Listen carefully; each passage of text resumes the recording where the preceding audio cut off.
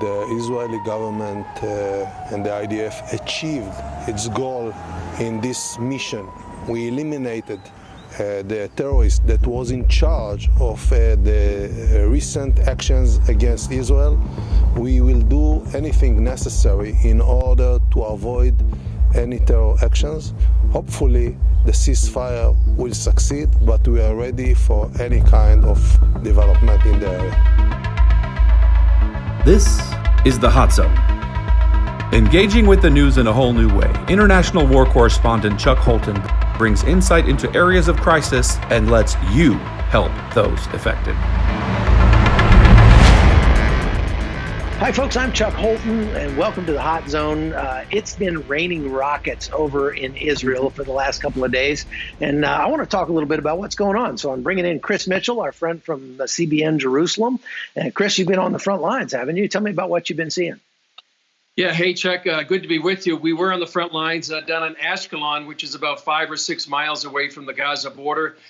You talk about raining rockets. Hundreds of rockets have been coming into Israel in the last couple of days. In fact, a lot of people have an app. It's called the Red Alert, and that thing just goes on and on and on. What it does is it tells when a rocket is being fired and actually where it's heading to. So definitely raining rockets. We were down there, like I said, in Ashkelon. Things were quiet. Most of the businesses were closed. They had closed schools down in southern Israel. More than 1 million kids were out of school, probably more than that, out of work by just staying home because of the rockets and the danger. Because, you know, a rocket like this is indiscriminate. You don't know where it's going to land. It's sort of like what you just experienced in northeast Syria with the drones, but I think actually your situation was probably much more dangerous because people were targeting you. This was just sort of indiscriminate, could land anywhere. Well, and that is a really scary feeling. I mean, having a guy over there that's shooting at me over here is one thing, but when you just don't know, and that bomb could land on you at any time. Exactly. That's a really unsettling feeling. So my question is, where are they getting hundreds of rockets? I mean, they don't allow them to ship that stuff into Gaza. Israel pretty much controls a lot of their, all of their land border, right? Yep. So they can't get it in that way. Where are these rockets coming from? Well, I think there's two sources. First of all, I think many of them are homemade. They have manufacturing facilities. I'm sure that they were underground there in Gaza. So they make a lot of these rockets. They have about maybe a 40 or 50 mile range. In this particular instance, they were trying to get to Tel Aviv, but they didn't get that far. The other way is perhaps smuggling them into the tunnels through Egypt. That would be another source, but it's a huge issue for people here in Israel that can literally shut down half of the country. Have you ever done a story on the tunnels from Egypt? I mean, how does that work? Are these things that Egypt just sort of winks at and lets them, get stuff under the border, or what? Well, I think it's a game of cat and mouse there on the Egyptian border. We have done stories on these tunnels in times past, but Egypt actually likes to try to keep a lid on things as well. In fact, they were the ones that helped mediate the ceasefire. And right now there is presumably a ceasefire between Islamic Jihad and Israel. But that is one way that they can try to get at least the raw materials as well into Gaza to go ahead and manufacture these rockets.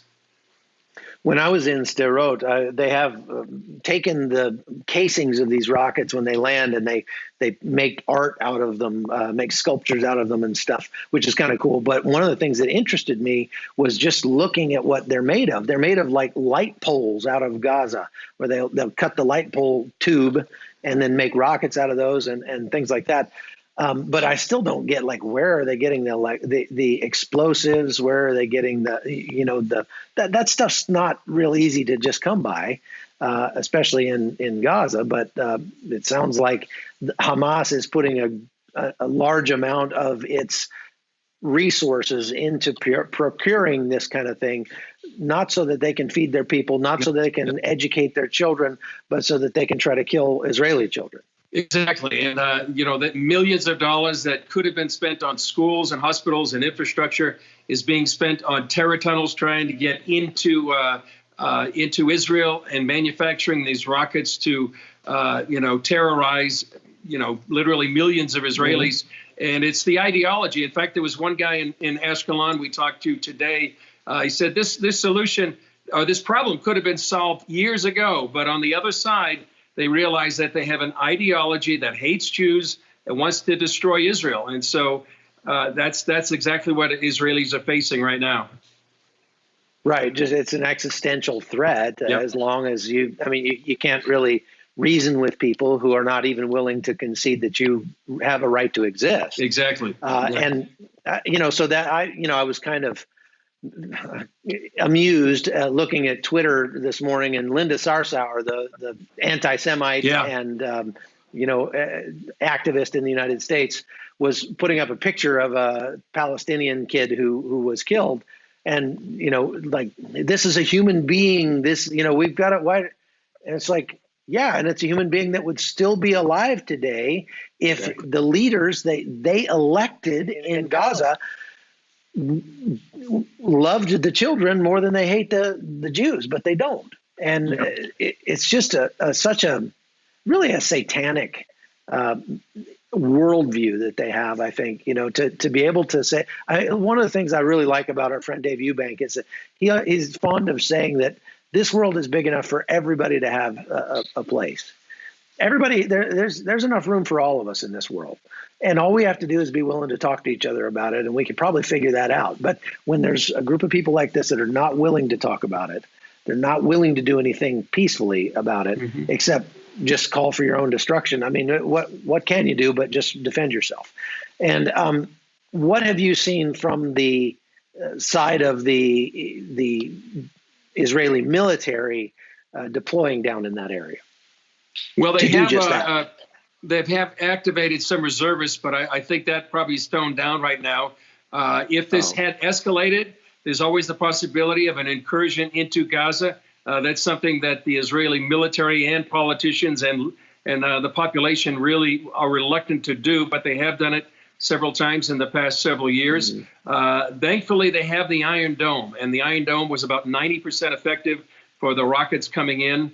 It's designed so that it can hit a rocket that they know within milliseconds whether it's going to a populated area. If it's not, they don't even fire a missile or to shoot it down. But it's sort of like a arcade game in the sky.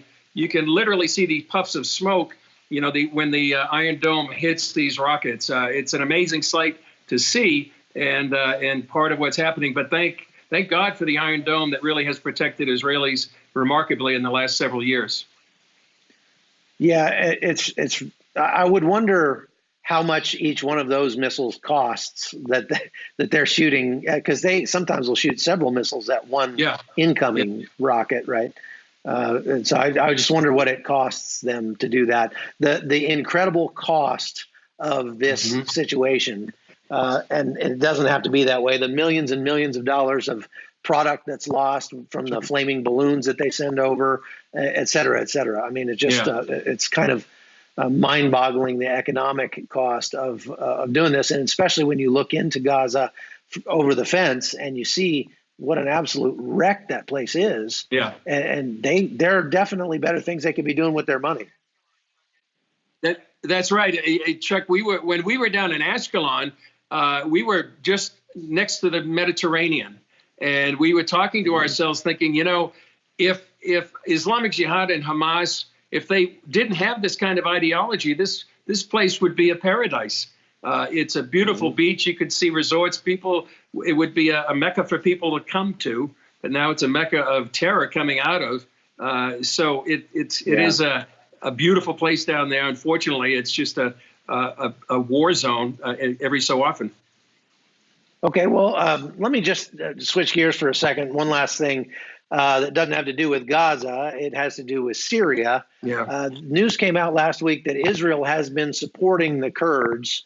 What are you hearing in Israel about the politics of Donald Trump pulling the troops out and what that's doing for the Kurdish SDF and that sort of thing in Syria? Well, I think Israel has had a relationship with the Kurds for a long time. A lot of it, I think, is covert, whether it's intelligence they share or materials or weapons, military equipment. I think they like to keep a low profile, sometimes on behalf of the Kurds, because being a friend of Israel in the Middle East, when you're surrounded by enemies like Turkey, Iran, Syria, it's not always a good thing. So I think they try to keep things quiet. Lately, though, Ayelet Shaked, Zippy Hotovely, they're both ministers in the Knesset. They expressed their support for the Kurdish people. Back in the referendum, back in 2017, Benjamin Netanyahu expressed support for their independence. But publicly, they try to keep a low profile. And I know yesterday was a big meeting between President Erdogan and President Trump. And a lot of people, as you know, are kind of dismayed that President Trump would really host President Erdogan, who was really waging this invasion. And Chuck, you were right there on the front lines. You saw people targeted. You saw ambulances targeted. The Free Syrian Army, which is really a jihadist army. Lately, they've documented ISIS members in the army itself. And it's Erdogan was talking yesterday about repatriation. And what that is, by any other words right now, is ethnic cleansing. They're driving people out, and they want to bring people out to replace a population that's been there for years, and bringing in a population that's not native to the region. So it's a very troubling situation, and we hope somehow it can be redeemed. That people can, first of all, that Turkey's invasion could be stopped, and somehow the SDF and the new government there could be saved. Yeah, absolutely. Well, there's a lot we could talk about there, but we'll have to leave it for another day. But thank you very much for giving us your thoughts on that. I hope one of these days I'll get a chance to come over there and see you again. So you guys keep your helmets on and stay safe. We'll be praying for you. Sounds great, Chuck. Thanks. The Hot Zone is produced by Amy Holton and Livefire Media. Copyright 2019.